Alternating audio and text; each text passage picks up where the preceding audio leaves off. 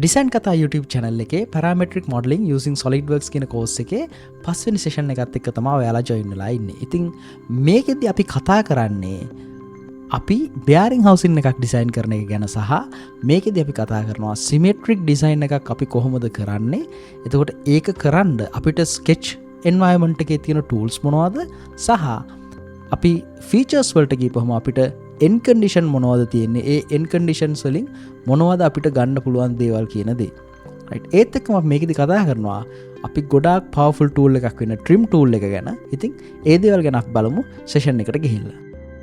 2 bolt flange bearing එක design කරද්දී අපි කලින් session එකේ කතා කරා වගේ ඒ workflow එකේම තමයි අපි මේ වැඩේ අරගෙන යන්නේ.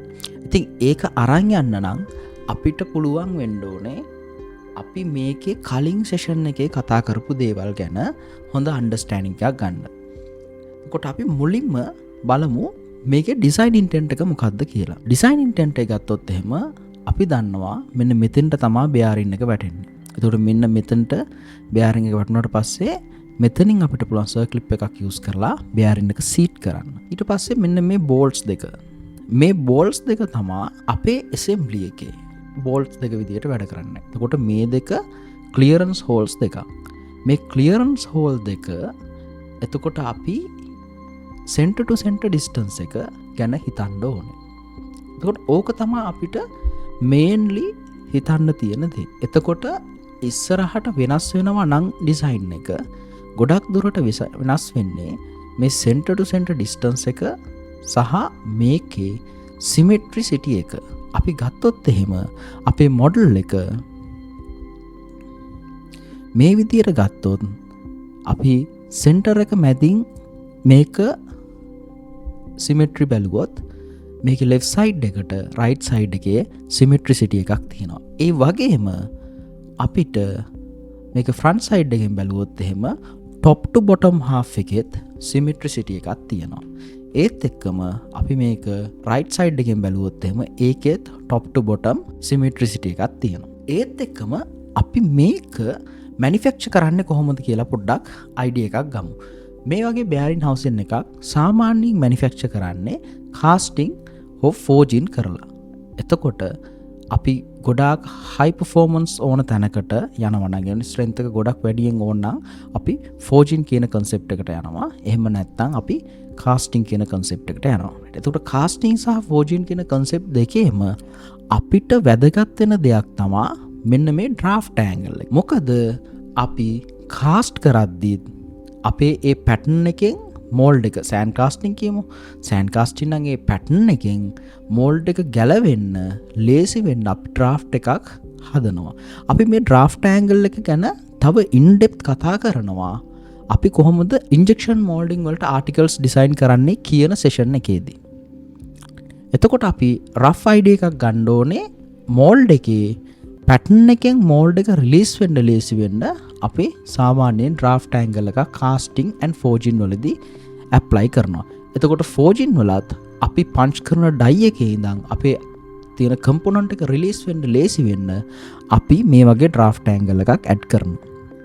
එතකොට අපි බලමු කොහොමද අපි SolidWorks එක ඇතුලේ මේ වගේ draft angle එකක් symmetrically දෙන්නේ කියන එක. ඉතින් මම අලුත් ෆයිල් එකකට යන්නම්. new part file එකකට මම යනවා. ඉතින් මේ design එකෙත් අපි මුලින්ම බලන්න ඕනේ අපි මොනවද මේකේ තියෙන features. right. එතකොට අපි මුලින්ම model කරන්න start කරන්නේ කොතනින්ද? ඒ වගේම අපේ best sketch plane එක මොකද්ද, best profile එක මොකද්ද කියන එක අපි idea එකක් අරන් එන්න ඕනේ.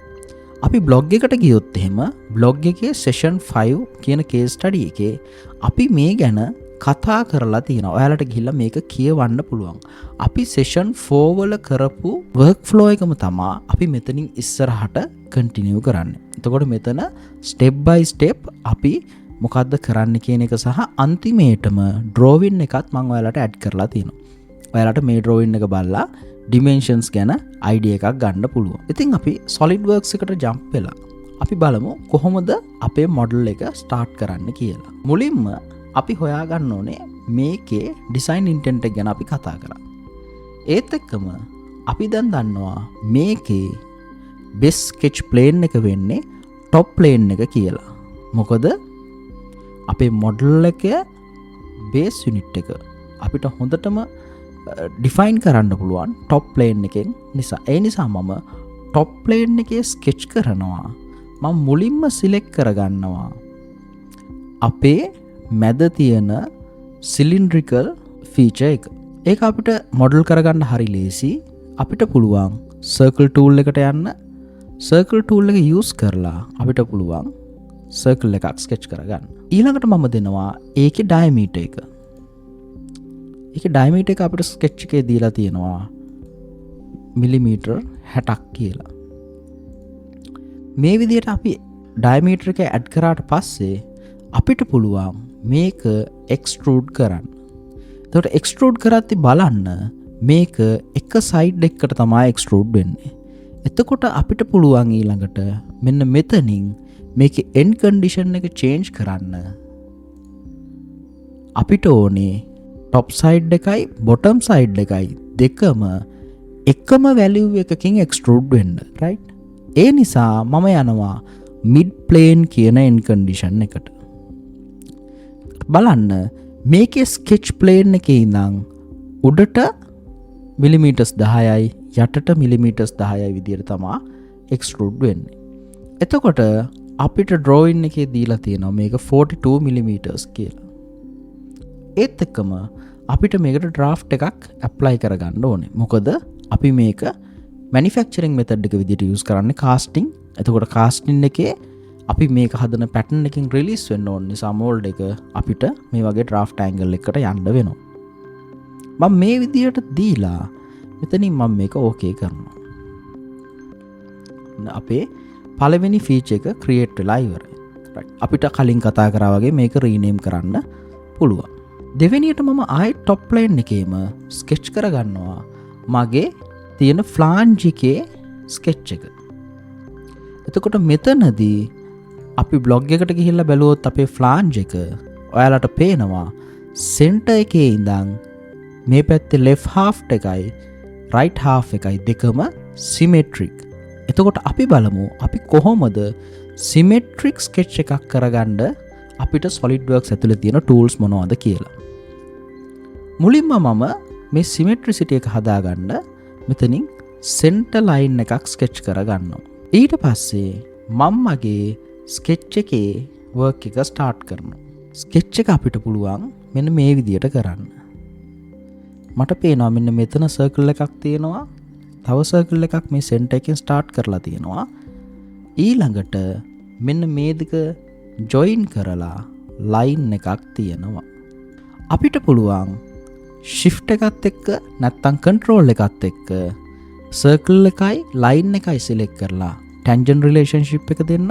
ඊළඟට මම අනිත් circle එකයි අනිත් line එකයි select කරලා tangent relationship එක දෙනවා. ඊළඟට මම මේ point එකයි circle එකයි select කරලා coincident relationship එකත් අනිත් point එකයි circle එකයි select කරලා coincident relationship එක දෙනවා. දැන් අපිට පුළුවන් මෙතනින් තව center line එකක් sketch කරන්න. මම යනවා center line වලට. center line වලින් මම තව center line එකක් sketch කරනවා. දැන් අපිට පුළුවන් mirror entities වලට ගිහිල්ලා මෙන්න මේ entity එක අපිට mirror about එක විදියට choose කරන්න පුළුවන් මේ center line එක. ඊට පස්සේ අපිට පුළුවන් මේ විදියට mirror කරන්න. අපිට ඕන නම් පුළුවන් මේ දෙක tangent කියන relationship එක දෙන්න. coincident කියන relationship එක. දැන් අපි මේකේ half sketch කරලා ඉවරයි.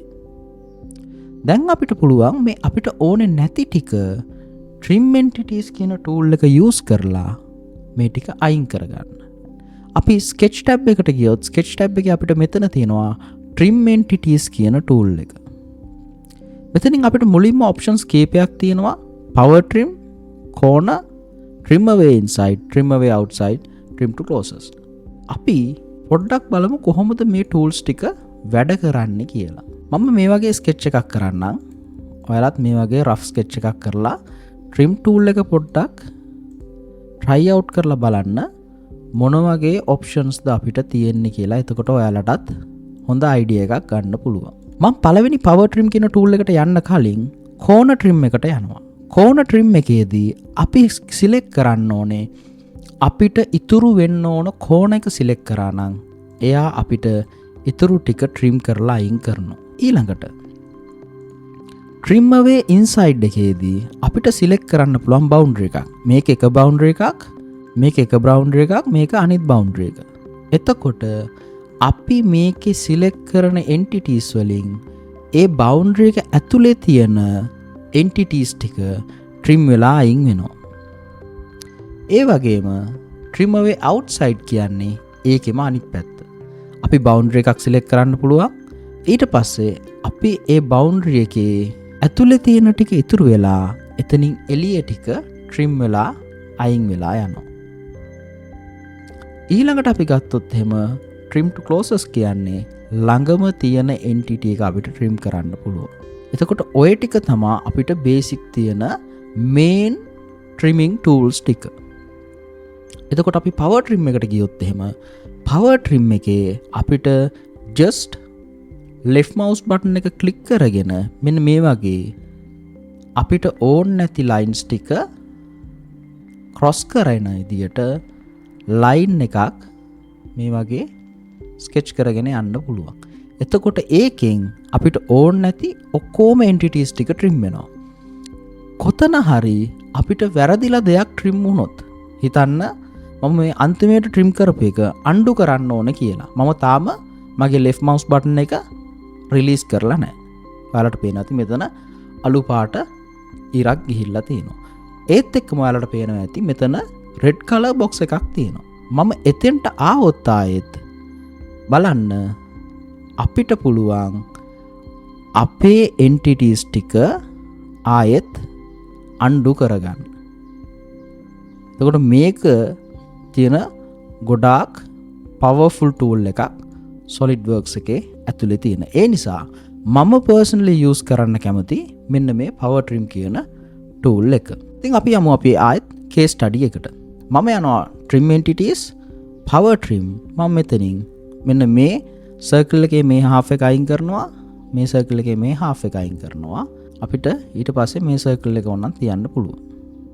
right?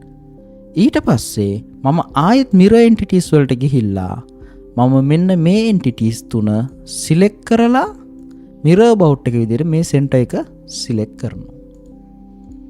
දැන් බලන්න අපිට මෙන්න මේ වගේ sketch එකක් ඇවිල්ලා තියෙන්නේ.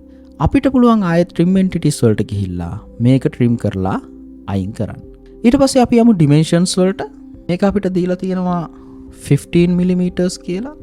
dimensions විදියට අපිට දීලා තියෙනවා මෙන්න මේ curve එකේ maximum point එකේ ඉඳන් යට curve එකේ maximum point එකට distance එක 65 mm කියලා. ඉතින් මම මේක දෙන්න අපි normal මේ curves දෙක select කරොත් අපිට එන්නේ මේ දෙකේ center එකේ තියෙන distance එක. මම උදාහරණයක් විදිහට පෙන්නන්නම්. මම මේ curves දෙක විතරක් select කරොත් බලන්න එන්නේ center to center distance එක. මට ඕනේ මේ curves දෙකේ overall length එක නම් අපිට පුළුවන් shift එකත් එක්ක ඒ curves දෙක select කරන්න. එතකොට අපිට ඒකේ overall length එක එනවා. ඉතින් මම ඒ දේම apply කරනවා මේ curves දෙකට. මට overall length එක එන්න ඕනේ 65 mm කියලා. ඊළඟට අපිට මෙයා දීලා තියෙනවා center to center distance එක 90 mm කියලා. මෙන්න මේ විදියට අපිට පුළුවන් අපේ sketch එක fully defined sketch එකක් විදියට හදාගන්න. ඊළඟට මේක අපිට පුළුවන් extrude කරන්න. මම කලින් වගේම mid plane එකට යනවා. mid plane එකේ මම මේකට thickness එක දෙනවා 12 mm කියලා. මම 3 degrees draft එක මේකටත් apply කරනවා.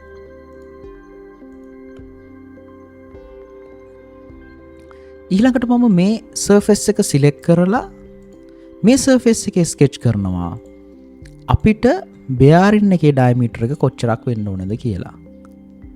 මම මෙතෙන්ට දෙනවා 42 mm කියලා. මම මේක cut කරනවා. මම මෙතනින් select කරන්නම් mid plane තමයි අපිට තියෙන්නේ. මම දෙනවා up to surface කියන condition එක. ඊට පස්සේ මම සිලෙක්ට් කරනවා මෙන්න මේ සර්ෆේස් එක.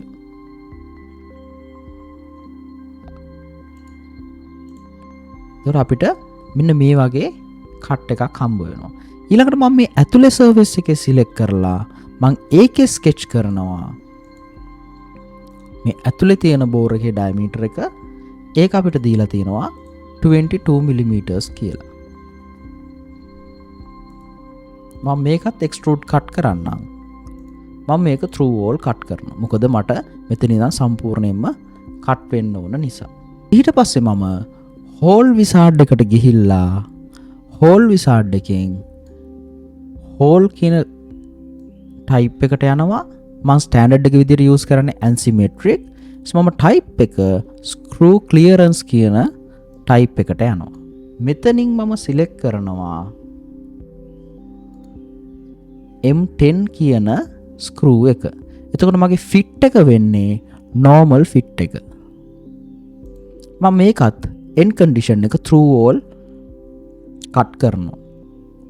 ඊළඟට මම යනවා position tab එකට. position tab එකේ මම මේ surface එක select කරලා මම මෙතෙන්ට cursor එක අරන් යනවා. cursor එක අරන් ගිහම බලන්න අපිට automaticම එයා center එක visible කරනවා. මම එක hole එකක් මෙතෙන්ට add කරනවා. ඊට පස්සේ මම අනිත් hole එක අනිත් center එකට add කරනවා. මම මෙතනින් මේක okay කරන්න. අපිට මේ විදියට අපේ model එක 80% වගේ දැන් complete කරගෙන ඉන්නේ. ඊට පස්සේ මම අදාළ applied features ටික apply කරගන්න යනවා. මුලින්ම අපි කරේ material add කරන features ටික create කරා. ඊට පස්සේ අපි material removing features ටික create කරා. ඊට පස්සේ අපි යනවා අපේ applied features ටික මේකට apply කරන්න. මම මුලින්ම fillet එකට යනවා. මම 1 mm edge fillet එකක් දෙනවා. මෙන්න මේ උඩ surface එකටයි ඊළඟට මෙන්න මෙතන තියෙන surface එකටයි. ඒ විදිහට මම මේක යට surface එකටත් දෙනවා. ඒත් එකම මෙන්න මෙතන තියෙන surface එකටත් මම add කරනවා. මේ විදිහට මම fillets ටික add කරගන්නවා. ඊළඟට මම chamfer එකක් add කරනවා. chamfer එක 2 mm 45 degrees. මට ඕනේ chamfer type එක angle and distance කියන chamfer type එකෙන් 4 mm 2 mm 45 degrees මං මෙන්න මේ උඩ හෝල් එකටයි මෙන්න මේ යට හෝල් එකටයි දෙකටම chamfers දෙකක් ඇඩ් කරගන්නවා. ඊළඟට මම තව chamfer එකක් ඇඩ් කරනවා. ඒක 1 mm අපිට පුළුවන් මෙන්න මේ edge එක වටේට ඒ chamfer එක ඇඩ් කරගන්න. ඊට පස්සේ අපි create කරන්න ඕනේ මෙන්න මේ circlip එක වැටෙන area එක. මම ඒක sketch කරනවා front plane එකේ. මේ විදිහට front plane එකේ sketch කරලා ඒ front plane එක normal to කරාට පස්සේ ඔයාලා බලන්න අපි ඉන්න display style එකත් එක්ක අපේ model එක නැත්තම් අපේ ඇතුලේ තියෙන entities නැත්තම් edges ටික visible නැහැ. ඒ නිසා මම මගේ heads up view එක bar එකෙන් මේක මාරු කරනවා hidden line visible කියන තැනට හරි නැත්තම් wireframe කියන තැනට. මම wireframe කියන තැනට මාරු කරලා මං sketch කරනවා simple rectangle එකක් මෙන්න මේ විදිහට. ඊළඟට මම center line එකක් අරගෙන මං origin එකෙන් මේ විදිහට center line එකක් sketch කරගන්නවා. sketch කරලා මම දෙනවා මෙන්න මේ rectangle එකේ නැත්තම් අපි මේ හදන්න යන groove එකේ diameter එක. අපි දුන්නොත් මෙන්න මෙතන ඉඳන් මේ center එකට දුර මේක අපිට තේරෙනවා මේ ඉන්නේ radius value එක. කියන්නේ diameter එකෙන් half වෙන්නේ. අපි මේ center line එකෙන් අනිත් පැත්තට cursor එක මාරු කරොත් බලන්න SolidWorks එක automaticම diameter value එක පෙන්නනවා.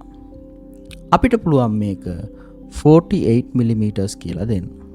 ඊළඟට මම මේ groove එකේ distance එක දෙනවා 2 mm කියලා. ඊට පස්සේ මම යට bearing එක seat වෙන තැන ඉඳන් මේ groove එකේ starting point එකට දෙනවා millimeters 12.5 කියලා. මේක අපි දෙන්නේ bearing thickness එකට කොච්චරක්ද කියලා බලලා.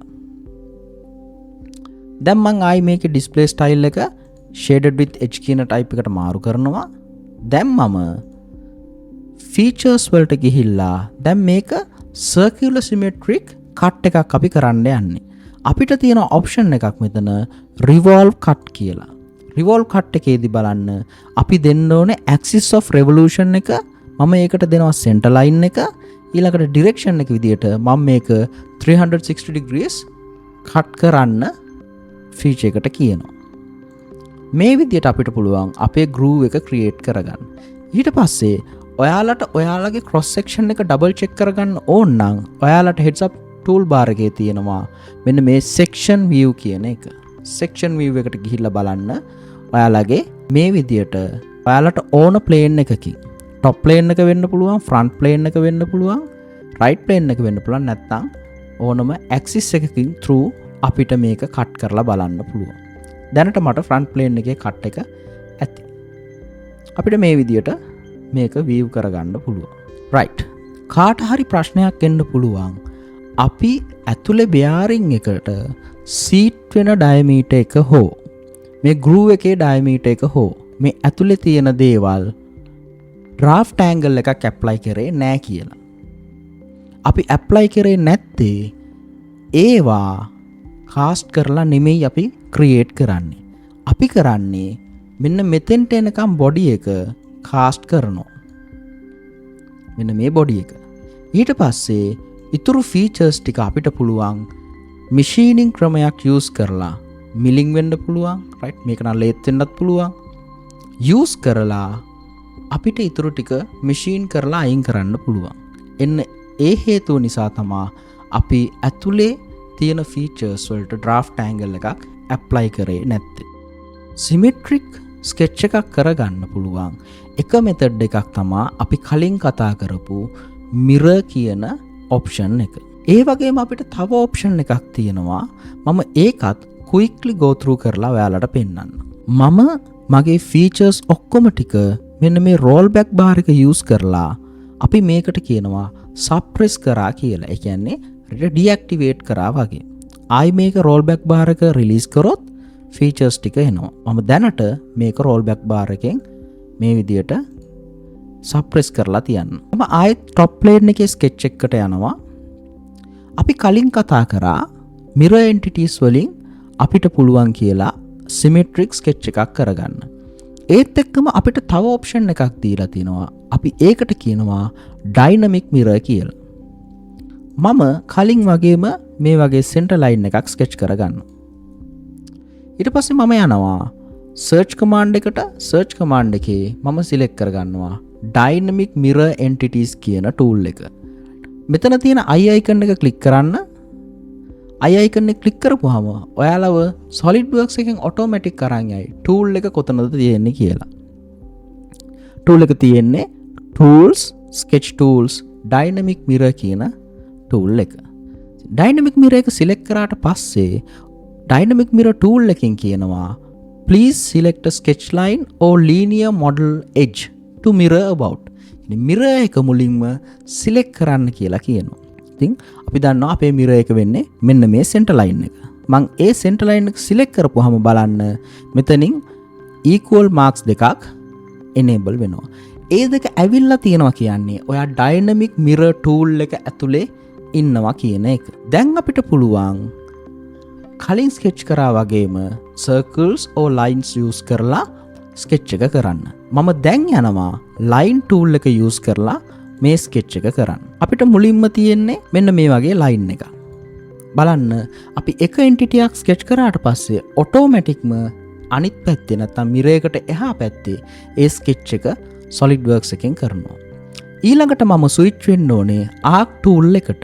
මට පුළුවන් මේ line tool එකේ end point එකට ඇවිල්ලා ආයෙත් අපි cursor එක අයින් කරොත් අපි automaticම arc tool එකට switch වෙනවා. එහෙම නැත්නම් keyboard එකේ ඒ key එක press කරොත් අපි automaticම අපේ arc tool එකට switch වෙනවා. මේ විදියට මම මගේ lines දෙක sketch කරගන්නවා. මට පුළුවන් මෙන්න මේ ආක් එකත් මේ විදිහටම ඉවර කරන්න. බලන්න. එතකොට මෙයා කියනවා unable to create symmetric element. ඇයි? මෙතන mirror එකෙන් අපි එහා පැත්තට cursor එක අරන් ගියපු නිසා. මම මේක just okay කරන්න.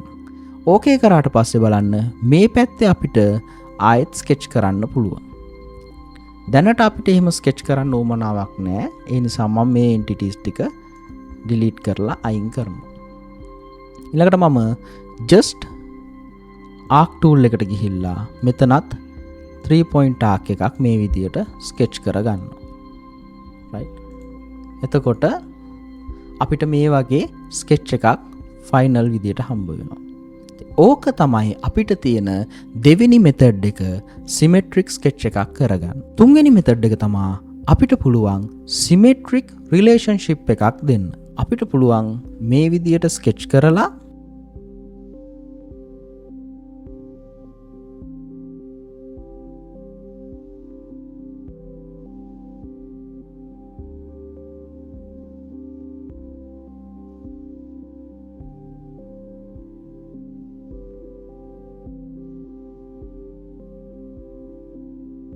අපිට ඕන ස්කෙච් එක සම්පූර්ණයෙන් මේ විදියට ස්කෙච් කරලා ඊට පස්සේ ඒකට අදාළ අනිත් රිලේෂන්ෂිප්ස් ටික ඇඩ් කරලා මේ ටැන්ජන්ට් රිලේෂන්ෂිප්ස් වගේ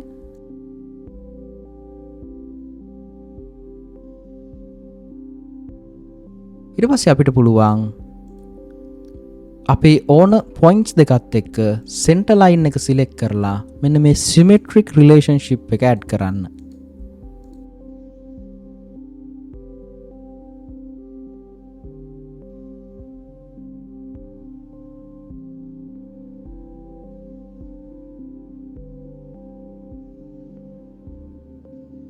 අපිට මේ විදියට symmetric sketch එකක් create කරගන්න පුළුවන්.